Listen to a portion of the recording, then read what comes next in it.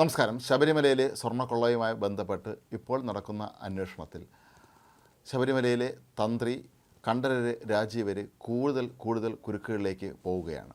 ഇതിൻ്റെ പ്രധാന കാരണങ്ങളിലൊന്ന് വാജിവാഹനം ആയിരുന്നു എന്നുള്ളതാണ് മറ്റൊരു പ്രധാനപ്പെട്ട കാര്യം. വളരെ നേരത്തെ തന്നെ മറുനാടൻ മലയാളി ഇത് സംബന്ധിച്ച വാർത്ത പുറത്തുവിട്ടിരുന്നു. ശബരിമലയിൽ അറ്റകുറ്റപ്പണി നടന്ന സമയത്ത് അവിടുത്തെ വാജിവാഹനം പുറത്തേക്ക് കൊണ്ടുപോയിരുന്നു. ഇത് സംബന്ധിച്ച് കണ്ഠരര് രാജീവരുമായി ബന്ധപ്പെട്ട് ഒരുപാട് ദുരൂഹതകൾ അവശേഷിക്കുന്നുണ്ട് എന്നുള്ളതാണ് ഏറ്റവും പ്രധാനപ്പെട്ട കാര്യങ്ങളിലൊന്ന്. ശബരിമലയിൽ നിന്ന് മാറ്റിയ വാജിവാഹനം പിന്നീട് എത്തിയത് ഹൈദരാബാദിലേക്കായിരുന്നു. എന്നാൽ ഇത് സംബന്ധിച്ച വലിയ തോതിലുള്ള വിവാദങ്ങൾ പിന്നീട് സ്വർണ്ണക്കൊള്ളയുമായി ബന്ധപ്പെട്ട് ഉയർന്ന കാലഘട്ടത്തിലാണ് ഇത് തിരികെ എത്തുന്നത്. വാജിവാഹനം എന്ന് പറയുന്നത് വാജിവാഹനം പഞ്ചലോകത്തിൽ സ്വർണം പൊതിഞ്ഞാണ് നിർമ്മിച്ചിട്ടുള്ളത്. ഇതിൻ്റെ ഒന്നും മൂല്യം നമുക്ക് സങ്കല്പിക്കാൻ പോലും കഴിയാത്തതാണ്. കാരണം ശബരിമലയിൽ സ്ഥാപിച്ചിരുന്ന വാജിവാഹനം എന്ന് പറയുമ്പോൾ അതിൻ്റെ ആത്മീയ വാല്യൂ അല്ലെങ്കിൽ അതിൻ്റെ സ്പിരിച്വൽ വാല്യൂ എത്രത്തോളം വലുതാണ് എന്നുള്ള കാര്യം നമുക്കറിയാം. അതുകൊണ്ട് തന്നെ ഇതെങ്ങനെയാണ് ഹൈദരാബാദിലെത്തിയത്, ആരാണിത് ഹൈദരാബാദിലെത്തിച്ചത് എന്നുള്ളൊരു പ്രസക്തമായ ചോദ്യമാണ്. ശബരിമലയിലെ സ്വർണ്ണക്കൊള്ളയുമായി ബന്ധപ്പെട്ട് വലിയ തോതിലുള്ള വിവാദമുണ്ടായ ഘട്ടത്തിലാണ് തന്ത്രി അറിയിക്കുന്നത് ഈ വാജിവാഹനം തൻ്റെ വീട്ടിലുണ്ട് എന്നുള്ളത്. പ്രത്യേക അന്വേഷണ സംഘം ഇത് കണ്ടെടുക്കുകയും ചെയ്തിട്ടുണ്ടായിരുന്നു. ഇതെങ്ങനെയാണ് തന്ത്രിയുടെ വീട്ടിൽ വന്നത് എന്നുള്ള സ്വാഭാവികമായൊരു ചോദ്യം അവിടെ ഉയരുന്നുണ്ട്. ശബരിമലയിലെ തന്ത്രിക്ക് ഒരിക്കലും ശബരിമലയിലെ വാജിവാഹനമൊന്നും കൊണ്ട് വീട്ടിൽ വയ്ക്കാനുള്ള വകുപ്പില്ല എന്നുള്ളതാണ് സത്യം. അതിനുള്ള അവകാശം അധികാരം അദ്ദേഹത്തിനില്ല.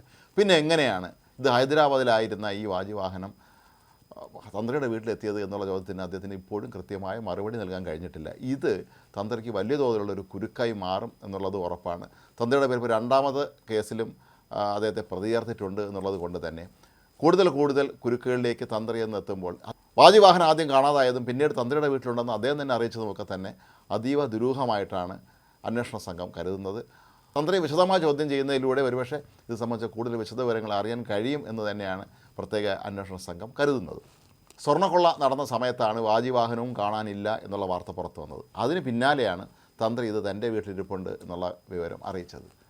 ഇത് സംബന്ധിച്ച വിശദാംശങ്ങളൊന്നും തന്നെ ഇനിയും തന്ത്രി വെളിപ്പെടുത്തിയിട്ടില്ല എന്നുള്ളത് കൊണ്ട് തന്നെ ഇതിൽ ദുരൂഹത വീണ്ടും വർദ്ധിക്കുകയാണ്. തന്ത്രിക്ക് ഇതുമായി എന്താണ് ബന്ധം? സ്വർണ്ണക്കൊള്ളയുമായി ബന്ധപ്പെട്ട് ശബരിമലയിലെ തന്ത്രി കണ്ഠരര് രാജീവർക്ക് ഈ അവിടെ നിന്ന് ഇതെല്ലാം കടത്തിക്കൊണ്ടുപോയ സംഘവുമായി അടുത്ത ബന്ധമുണ്ട് എന്ന സൂചന നൽകുന്ന തരത്തിൽ തന്നെയാണ് ഇപ്പോൾ കാര്യങ്ങൾ മുന്നോട്ട് പോകുന്നത്.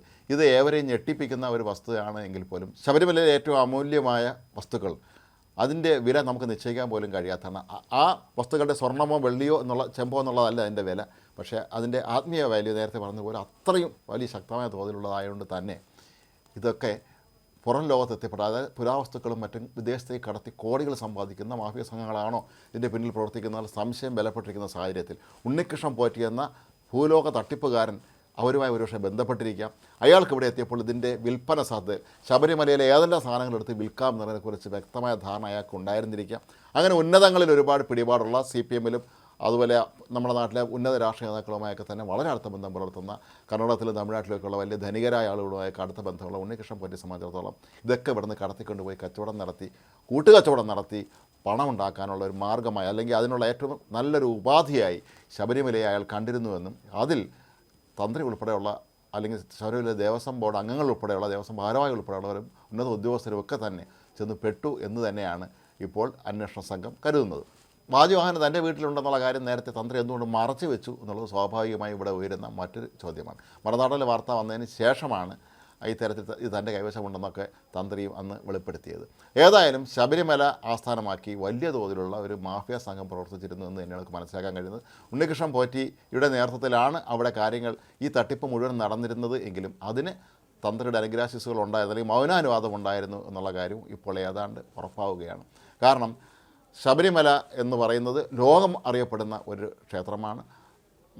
എല്ലാ മതവിഭാഗങ്ങളിൽപ്പെട്ടവർക്കും അവിടെ വന്ന് പ്രാർത്ഥിക്കാനുള്ള അവകാശമുണ്ട്. അങ്ങനെയുള്ള ഒരു സ്ഥലത്ത് ലോകത്തെ ഏറ്റവും അധികം ആരാധകരുള്ള വിശ്വാസികളുള്ള ശബരിമലയിലെ ഓരോ വസ്തുവിൻ്റെയും മൂല്യം കണക്കാക്കാൻ പോലും കഴിയാത്തതെന്നുള്ള നിലയിൽ പരമാവധി ഇവിടുത്തെ സാധനങ്ങളെല്ലാം എടുത്ത് പുറം ലോകത്തേക്ക് എത്തിച്ച് അവിടെ പുരാവസ്തു വാങ്ങുന്നവർക്ക് വിൽക്കുക അല്ലെങ്കിൽ സ്വർണം കൊണ്ടുപോയി മറിച്ച് വിൽക്കുക തുടങ്ങിയ കാര്യങ്ങളൊക്കെ തന്നെയാണ് ഇവർ ചെയ്തിരുന്നത് എന്ന് വേണം കരുതാൻ. ഏതായാലും ശബരിമലയിലെ തന്ത്രിയെ സംബന്ധിച്ചിടത്തോളം ആദ്യ ദിവസങ്ങളിലൊക്കെ തന്നെ തന്ത്രി അറസ്റ്റിലായത് എല്ലാവരെയും ഞെട്ടിപ്പിച്ചിരുന്നു എങ്കിൽ പോലും ഇപ്പോൾ പുറത്തു വരുന്ന വിവരങ്ങൾ തന്ത്രിയുടെ ഭാവി കൂടുതൽ ഇരുണ്ടതാക്കാൻ തന്നെയാണ് വഴിവെക്കുന്നത് എന്ന് വേണം കരുതാൻ.